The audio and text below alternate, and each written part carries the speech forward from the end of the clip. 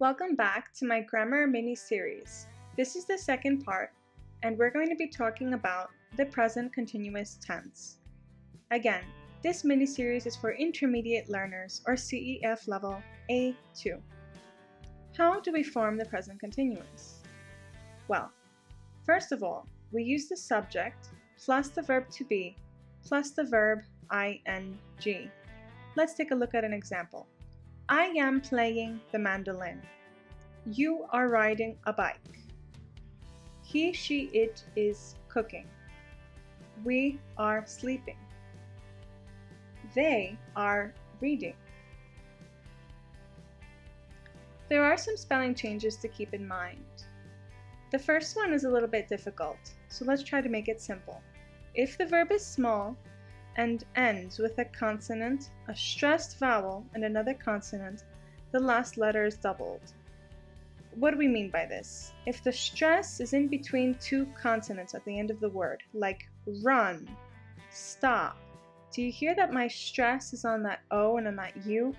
Run, stop. For that reason, that last letter is doubled. Now, the difference is in the verb open, for example. Open. You can hear that my stress is on that first vowel, not on the vowel E that is in between the two consonants. It's not open, it's open. For that reason, the letter is not doubled for open. Does that make sense? Now, I don't find it very helpful to think about this rule.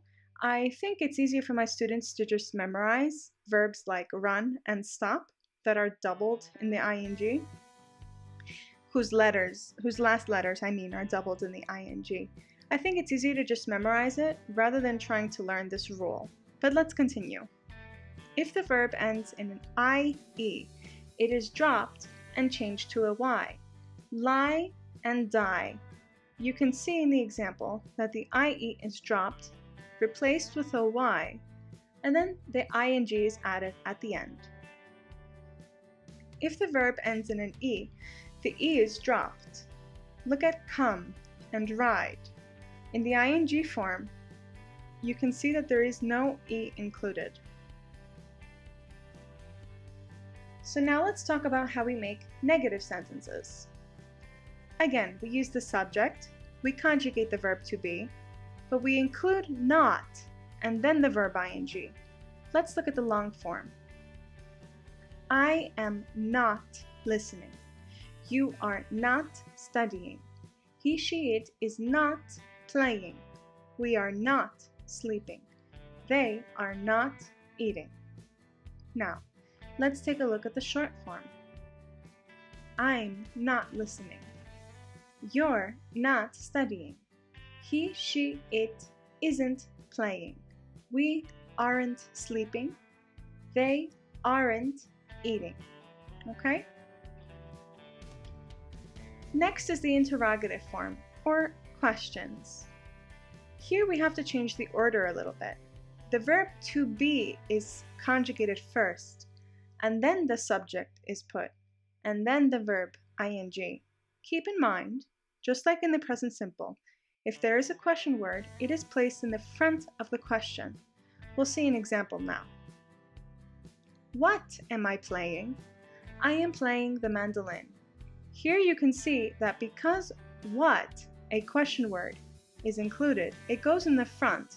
What am I playing? Does that make sense? Is she reading? No, she isn't reading. She is cooking. In this case, there was no question word in the question, so we conjugated the verb to be first. Is she reading? Is he riding a bike? Yes, he is riding a bike. In these exercises, we reviewed all forms of the present continuous, negative, positive, and interrogative. So let's talk about when we use the present continuous.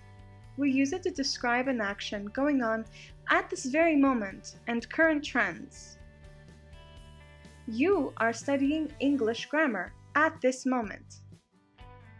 Veganism is becoming a popular trend. It's also used to describe actions in the near future that are already planned.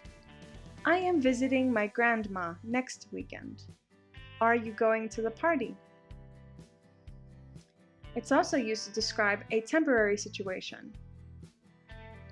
I usually sing jazz, but tonight I am singing pop music. With words like always, forever, constantly, these are usually used to describe habitual actions that usually annoy us. You are always eating late at night. She is constantly screaming and yelling. Thank you so much for watching this quick review on the present continuous tense. In the description below, you will find a worksheet that will help you practice the three forms: negative, positive, and interrogative. Subscribe to my channel for more free videos and give us a like if you like this video. For access to free weekly worksheets, tips, test-taking strategies, and other free resources, consider signing up for my mailing list. I promise I never spam. Thank you so much. Take care. Bye-bye.